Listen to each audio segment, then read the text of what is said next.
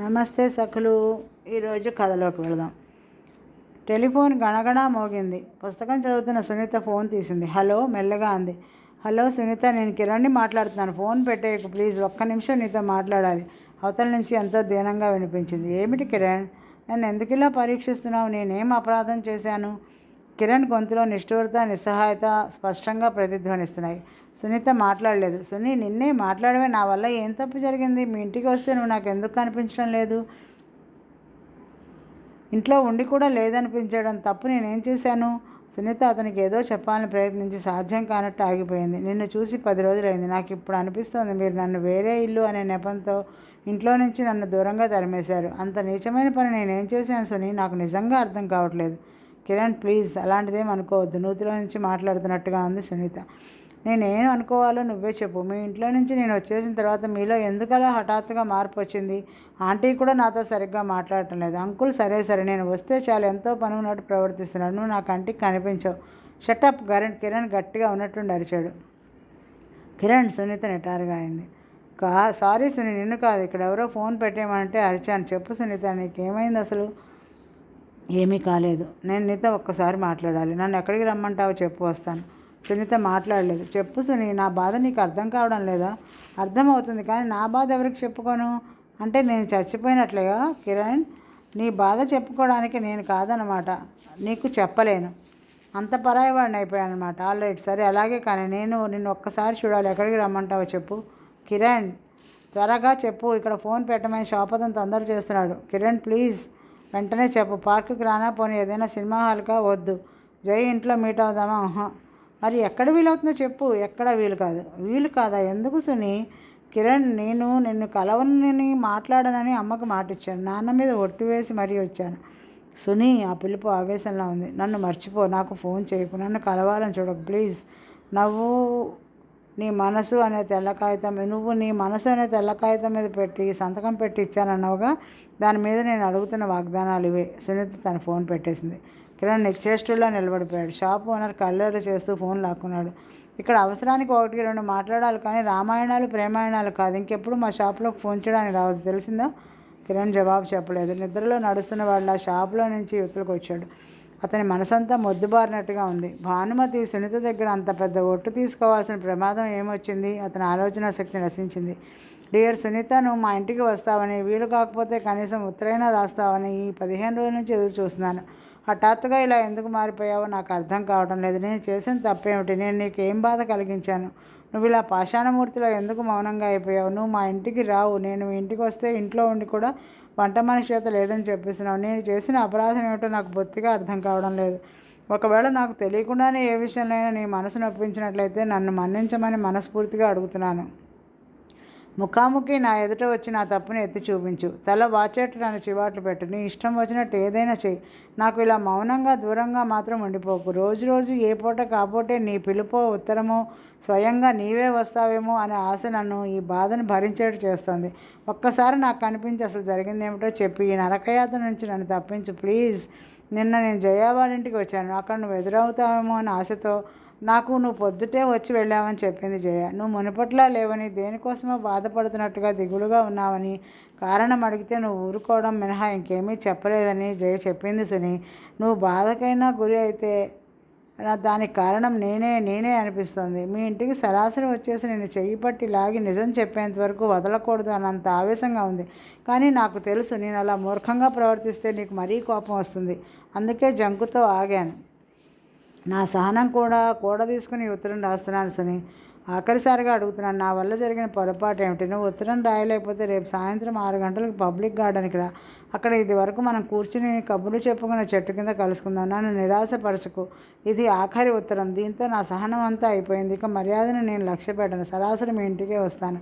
నిన్ను చూడనివ్వకుండా మీ అమ్మ నాన్న ఎవ్వరూ నన్ను ఆపలేరు. నేను చాలా మొండివాడిని. నువ్వు తప్పకుండా రేపు సాయంత్రం గార్డెన్కి రా. ఒక్కసారి వచ్చి కనీసం గుడ్ బై అనే ఒక చిన్న మాట అయినా చెప్పి వెళ్ళు. నన్ను ఈ నరకం నుంచి తప్పించి పుణ్యం కట్టుకో.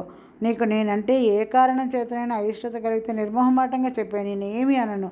నేనే ఈ ఊరి నుండి వెళ్ళిపోతాను. మళ్ళీ నీ కంటికి కనిపించను. కిరణ్ భానుమతి పచ్చగడ్డల్లో పచారులు చేస్తున్నట్టు అటు ఇటు తిరుగుతూ ఆ ఉత్తరం మరొకసారి ఆశాంతం చదివి మడిచి బ్యాగులో పెట్టుకుంది. భుజం మీద నుంచి జారిన శాలువాను సరిచేసుకుంటూ నిట్టూర్చింది. ఆ ఉత్తరం కిరణ్ పడుతున్న ఆత్మఘోష భానుమతికి బాగానే అర్థమవుతోంది. అతన్ని అంత బాధకు గురి చేస్తున్న పాపం అంతా తనదే అని అనిపించసాగింది. సునీత తనకి తెలియకుండానే కిరణ్తో మాట్లాడడం కానీ, ఫోన్ చేయడం కానీ, ఉత్తరం రాయడం కానీ చేయనని తండ్రి మీద ఒట్టు వేసి వాగ్దానం ఇచ్చింది. ఆ వాగ్దానం ప్రకారమే కిరణ్ దగ్గర నుంచి ఉత్తరం రాగానే సరాసరి తెచ్చి తన చేతికి ఇచ్చింది. ఎలా వచ్చింది ఇది? కంగారుగా అడిగింది తను. మనిషి చేత పంపించాడు. సునీ సందేహంగా చూసింది. భయపడకు మమ్మీ, నేను నీకు ఇచ్చిన వాగ్దానం నా కంఠంలో ప్రాణం ఉండగా తప్పను. సునీత వెళ్ళిపోతున్నదల్లా ఆగింది. శాంతం తలెత్తి తల్లివైపు చూడకుండానే అంది, మమ్మీ అతనికి నువ్వు సమాధానం చెప్పు, నా సంగతి ఎత్తొద్దు, నన్ను మర్చిపోమని. సునీతకి దుఃఖంతో గొంతు పూడుకుపోయింది. చటుక్కున తల తిప్పి వెళ్ళిపోయింది. భానుమతి చేతిలో ఉత్తరం పట్టుకుని చలనం లేనట్టు అలాగే కూర్చుంది. ఎలాంటి విషమ పరీక్ష ఎదురైంది. ఒకే గూటిలో ఉండాల్సిన పక్షుల్లా ఇద్దరిని జంటగా దరిచేర్చడానికి ప్రయత్నించిన తన చేతులతోనే ఈ ఇద్దరిని విడదీయాల్సి వచ్చింది. ఆ పసి మనసులు ఎంత బాధకు గురవుతున్నాయో తను ఎరగంది ఏమీ కాదు. కానీ ఇది తప్పనిసరి. తన ఈ కఠోర నిశ్చయంతో తన భవిష్యత్తు, సునీత భవిష్యత్తు కూడా కనిపిస్తున్నాయి. భానుమతి ఆ ఉత్తరం 1కి 2 సార్లు చదివింది. కిరణ్ సహనాన్ని ఇంతకంటే ఎక్కువ పరీక్ష పడడం మంచిది కాదనిపించింది. 6 గంటలు అవుతుండగా భానుమతి లేచి జడ వేసుకుని చుట్టుకుంది, బట్టలు మార్చుకుంది. అసలే ఒంట్లో బాలేదు. చలిగాల్లో ఎక్కడికమ్మా బయలుదేరారు అంది వంట మనిషి షాల్ తెచ్చిస్తూ. పని ఉంది, ఇప్పుడే వస్తాను. మీరు చాలా నీరసంగా ఉన్నారు. నేను కూడా రానా మీ వెంట? అవసరం లేదు. పోనీ అమ్మాయిని తీసుకెళ్ళండి. అవసరం లేదని చెప్పడంలో నేనేమైనా చిన్నపిల్లనా? 10 సార్లు చెప్పి నేర్పడానికి నాకు తెలియదా? అసలే నీరసంగా ఉన్న భానుమతికి ఈ మధ్య ఊరికినే కోపం వస్తుంది. యజమానురాలు గయ్యమంటంత వంట మనిషి కంగారుతో కిక్కురు మనకుండా వెళ్ళిపోయింది. కృష్ణప్రసాద్ ఇంట్లో లేడు. కారు కోసం వేచి ఉంటే ఎక్కడికి అని అడుగుతాడు. ఎందుకని భానుమతి తనే వీధిలోకి వచ్చి ట్యాక్సీలో బయలుదేరింది. 1 నెలలో తనలో ఎంత మార్పు! తన వయసు, అనుభవం, హుషారు అన్నీ ఏమైపోయాయో! మనసు నిండా ఒంటరితనం. సునీత కూడా తనకు లేకుండా పోతే వీల్లేదు. తన కంఠంలో ప్రాణం ఉండగా అలా జరగదు. సునీత కాబోయే భర్త తనకు కన్న కొడుకు లేని లోటు తీర్చగలిగే వ్యక్తి అయి ఉండాలి.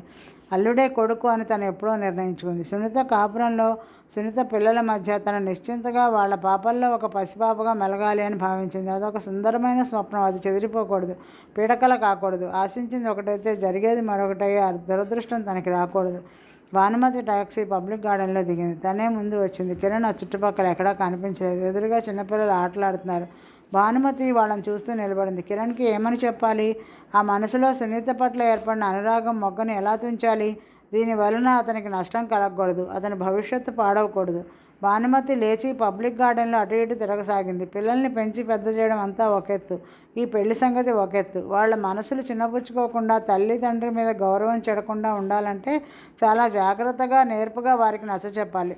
సునీత కిరణ్తో మాట్లాడనని తనకి మాట ఇచ్చి కట్టుబడి ఉంది. కానీ ఆ కట్టుబడడానికి ఎంత బాధపడుతోందో తను ఎరగందేమీ కాదు. పిల్లల మనసులు స్వేచ్ఛావిహంగాల్లో ఉంటాయి. వాళ్ళని బంధించడం అంటే సామాన్యమైన విషయం కాదు.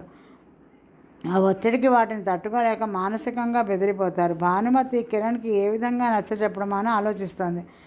మసక చీకట్లు వ్యాపించసాగాయి. దూరంగా ఆడుకుంటున్న పిల్లల్లో రూపురేఖలు కనిపించకుండా వాళ్ళు వేసుకున్న బట్టలు మాత్రం తెల్లగా కనిపిస్తున్నాయి. భానుమతి చెట్టును ఆనుకొని నిలబడి ఉంది. దూరం నుంచి ఒక వ్యక్తి ఆదరాబాదరాగా ఇటే వస్తున్నాడు. అతని నడక హఠాత్తుగా పరుగులా మారింది. అతను కిరణ్ అని భానుమతి గమనించింది. దూరం నుంచి చెట్టు కింద ఆ మాత్రం స్త్రీమూర్తిగా కనిపిస్తుంటే కిరణ్కి వెర్రి సంతోషం వచ్చింది. అతను ఉత్తరం అయితే రాశాడు, కానీ సునీత వస్తుందని ఏమాత్రం నమ్మకం లేదు. అందుకే అతను అంత ఆశ్చర్యంగా చూస్తున్నాడు. అతనిలో ఆనందం, ఆశ్చర్యం, ఉద్వేగం, ఆవేశం అన్నీ ఉప్పెన్లా వచ్చేశాయి. అతని నడక పరుగులా మారింది. దగ్గరగా వచ్చిన అతను హఠాత్తుగా మీట నొక్కినట్టు ఆగిపోయాడు. చెట్టు కానుకొని నిలబడింది సునీత కాదు, భానుమతి. అతను వగరుస్తున్నాడు. నోట మాట రానట్టు చూస్తున్నాడు. ఏం చెప్పాలో తెలియక తికమక పడుతున్నాడు. కిరణ్, భానుమతి తనే పలకరించింది. నమస్తే ఆంటీ. అమిత కంగారు పడిపోయాడు. తన ఉత్తరం సునీత చదవలేదా? ఆంటీ చేతికి అందిందా? అదేమిటి? ఆ దరిద్ర పదవి స్వయంగా సునీత చేతికే ఇచ్చి వచ్చానని చెప్పాడే. కూర్చో కిరణ్. భానుమతి తన పచ్చగడ్డలో కూర్చుంది. కిరణ్ కూర్చున్నాడు. ఆఫీసు పని ఎలా ఉంది అని అడిగింది. మామూలే, మార్పేం లేదు అన్నాడు అతను ఎటో చూస్తూ. భానుమతి అతని ముఖం చూస్తుంటే జాలి కలిగింది. అతని బాధకు అంతటికీ కారణం తనేనన్న విషయం గుర్తొచ్చి మరీ బాధ కలిగింది. నువ్వు సునీతకి వ్రాసిన ఉత్తరం అందింది కిరణ్ మామూలు స్వరంతోనే అనింది.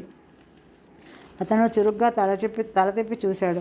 భానుమతి ఎటో చూస్తూ చెప్పింది. సునీత ఆ ఉత్తరం తెచ్చి నా చేతికి ఇచ్చింది. 'ఏం చేయను మమ్మీ' అంది. 'నేను వెళ్ళి కిరణ్తో మాట్లాడతానని చెప్పాను. అతను వింటున్నాడు. 'అవునా? సరే, నేను వెళ్ళి కిరణ్తో మాట్లాడతాను' అన్నాడు. 'సరే, అతని చేతి వేళ్ళు పచ్చగడ్డిని లాగుతున్నాయి. ఆ వయసులో ప్రణయం పట్ల ఎంత ఉద్రేకం ఉంటుందో అది తెలిసి పెద్దవాళ్ళు అడుగుతుంటే అంత సిగ్గుగా ఉంటుంది. సునీత కంటపడితే ఎన్నెన్నో మాట్లాడడానికి అమిత సంసిద్ధమై ఉన్నాడు. కానీ భానుమతితో మాట్లాడడానికి అతను సిద్ధంగా లేడు. కిరణ్, నేను నీతో ఒక మాట స్పష్టంగా చెప్పడానికి వచ్చాను. చెప్పండి ఆంటీ. సునీతకు నీకు పెళ్లి జరుగుతుందని నేనే ఎంతగానో అనుకున్నాను. మీ ఇద్దరి మధ్య చనువు ఉంది. ఆ కోరికతోనే నేను ప్రోత్సహించాను. నేను చేసింది పొరపాటుని తెలిసింది. అందుకని నేనే స్వయంగా నీకు క్షమార్పణ చెప్పుకోవడానికి వచ్చాను. ఎందువల్ల మా పెళ్లి జరగదా అంటే ఆ కారణం ఏమిటి? నా వల్ల ఏమైనా పొరపాటు జరిగిందా? లేదు. మరి? భానుమతి జవాబు చెప్పలేదు. మీరు కారణం చెప్పండి ఆంటీ, నేను మళ్ళీ మీ కంటికి కనిపించను. కారణమా? భానుమతి జవాబు కొరకు వెతుక్కుంటోంది. కిరణ్ ఆవేశంగా అన్నాడు. నా నడవడి గురించా అని నేను అనుకున్నాను. నేను మద్రాసు వచ్చినప్పటికంటే బాగానే ఉన్నాను. ఆ మంచి మార్పుకి మీరే కారణం. స్థితిగతులా అనుకుంటే అప్పటికంటే ఇప్పుడు నేను అధికంగానే ఉన్నాను. ఈ దావా గెలవడంతో ఆస్తి కూడా వచ్చింది. మరి నేను అర్హత పోగొట్టుకున్నది ఎందులో? భానుమతి మాట్లాడలేదు. ఒకవేళ మీరు నాకంటే మంచి సంబంధం మీ అమ్మాయికి చెయ్యాలి అనుకుంటే అది కూడా నేను కాదనడం లేదు. కానీ సునీత స్వయంగా నాకు ఆ విషయం చెప్పాలి. సునీత తను ఇష్టపడుతున్నానని తనంతట తను చెప్పే వరకు నేను నమ్మను. ఇవేవి మీకు కారణాలు కాకపోతే ఇంకేదైనా అభ్యంతరం అయితే మీకు చేతులు జోడించి చెప్తున్నాను. ఆ అభ్యంతరం మీరు లక్ష్య పెట్టకండి. మమ్మల్ని విడదీయకండి ప్లీజ్. భానుమతి నిశ్చేష్టురాలైనట్టుంది. తను చెప్పాలనుకున్నవి ఏవీ చెప్పకుండానే ఇతను తన మనసులోని మాట చెప్పాడు. ఇతను మా పెళ్లికి మీకున్న అభ్యంతరం ఏమిటి అని నిలదీస్తున్నాడు. భగవంతుడా, ఈ పిల్లలకి ఏమని చెప్పడం? భానుమతి డస్సిపోయినట్టుగా చూస్తోంది. కిరణ్ లేచాడు. వస్తానంటే నేను అంకుల్తో మాట్లాడతాను. మిమ్మల్ని చూస్తుంటే ఏదీ చెప్పలేక బాధపడుతున్నట్లుగా ఉంది అన్నాడు. ఈ రోజుకి కథ సమాప్తం. రేపు కలుద్దాం సకలు. నమస్తే.